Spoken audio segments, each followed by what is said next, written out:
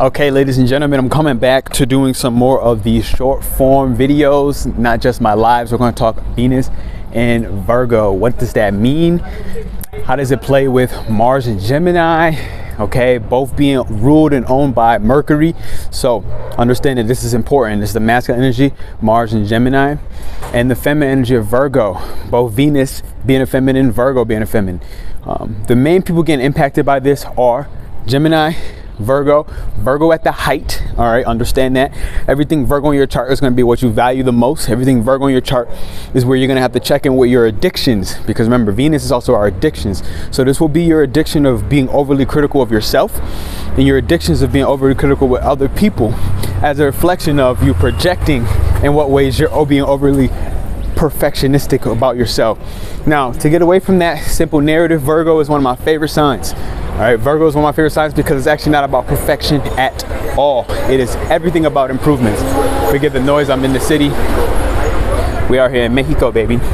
Guadalajara, checking in on my walk. How you organize your mental thoughts is through walking. Local transport, supporting thrift shops, okay, valuing the thrift, valuing the discount. For yourself, finding how can you cut down on certain work-related activities that are taking too much energy. How can you create more systems to develop and improve the efficiencies of things you're already doing? Gemini is like the brainstorm, right? It's like put all these ideas on paper. I'm that kind of guy with a lot of Gemini energy. My mind works like that. My thoughts could be super duper scattered. Highly creative sign, Gemini. Mars being there, it's like we're taking action on just do a little bit of this, do a little bit of that, do a little bit of this, do a little bit of that. There's no real order, there's no real structure. All right, so we've already been taking action on this and asserting our will, asserting our actual selves in these creative endeavors. But now Virgo is like, let's go ahead and sift that. Like when you have, you know, rice and you need to sift the rice, or you need to sift out anything, it only takes and keeps what's most necessary. So you're going to be looking at your co-workers, you're going to be looking at your partnerships, especially people in love and relationships. I want to say why, because Libra season is on the cusp. That's the season of relationships. This is not just your romantic partners, but it definitely counts. You might be starting to really find yourself really focused on what in your relationship is working with your partner and what's just not working, what's seeming and feeling a little bit outdated. Am I on the right street? I think I need to go up one more. You might be looking at what motherfucker? Oh, you're not talking to me. Okay. You got mad room, bro. Don't be beeping at me. Don't get cussed out. I don't care what country I'm in. What in your relationships are working, what's just not working. You really gonna start realizing that this is not about having the relationship dynamics be perfect. All right, that's what's super important. There goes Michael right now, Archangel Michael, protecting everybody out here on their healing journey. So what's not necessarily perfect about your relationship, but what have you already discovered while you were dating in the relationship, especially if you're in honeymoon type phases. I had actually told it to my partner. I was like, this ain't no honeymoon, okay? It's like, what are we doing and where are we going? What are we doing, where are we going, why are we going that way? Right, this is one of the things that's super duper important right now. Virgo wants to be very serious in its efficiency. It wants to start looking at these things and say, look, there are certain things that I just need on the daily, whether that's water, whether that's waking up at a certain time, whether that is exercise and how I'm going to take care of my body, and how am I criticizing how am I criticizing you? And I had to recognize for myself, like, how was I criticizing my partner when in reality I had certain insecurities about, damn, my fitness is kind of fell in wayside, and the ways in which I was taking care of my body kind of fell to the wayside.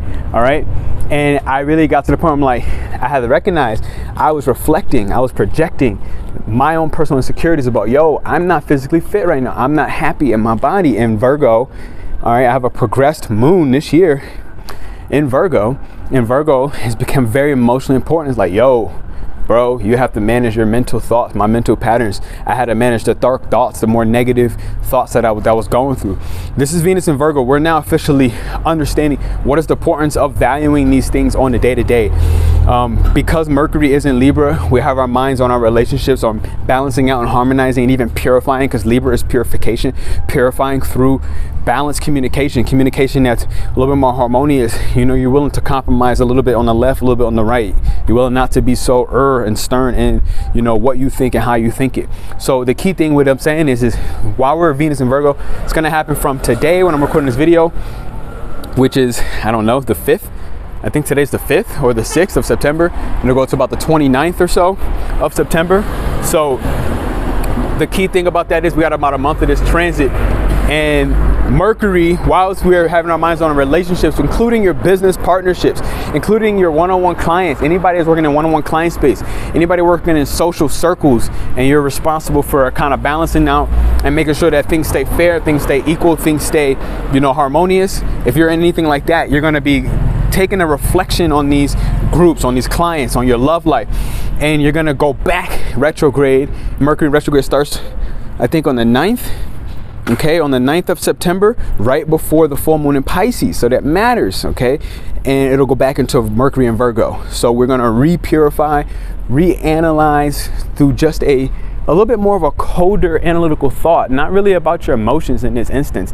That's what's critical about Venus in Virgo transit. Is like, this isn't a very emotional transit. It's like, it's very like top down. We got to get it done.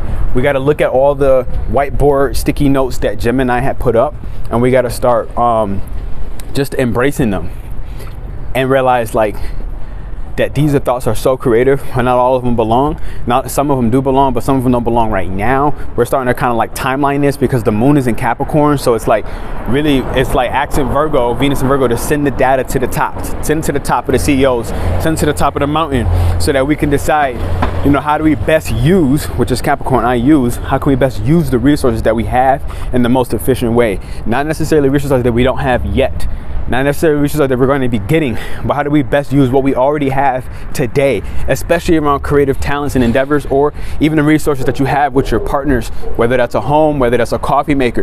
How do we best use what we have in order to progress these work-related projects? This is Venus in Virgo, asking us to solidify that, and it's gonna can be complete opposition at one point with the moon in Pisces, right? The full moon in Pisces. So we're gonna come to a full realization about these more, what do we need to be more creatively accountable?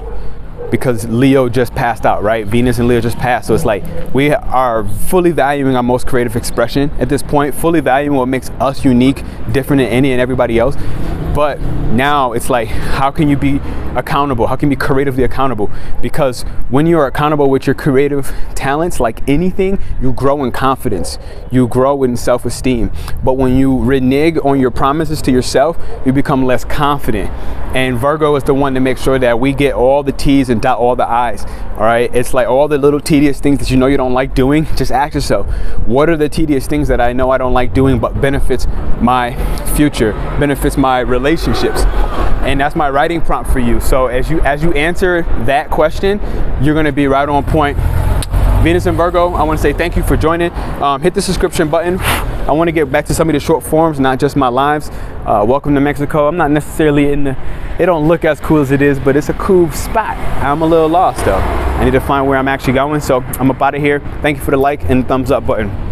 Pernell Bobby, your astro therapist, helping you to alleviate suffering, all while leveraging astrology. That motorcycle had to come in at the freaking key point.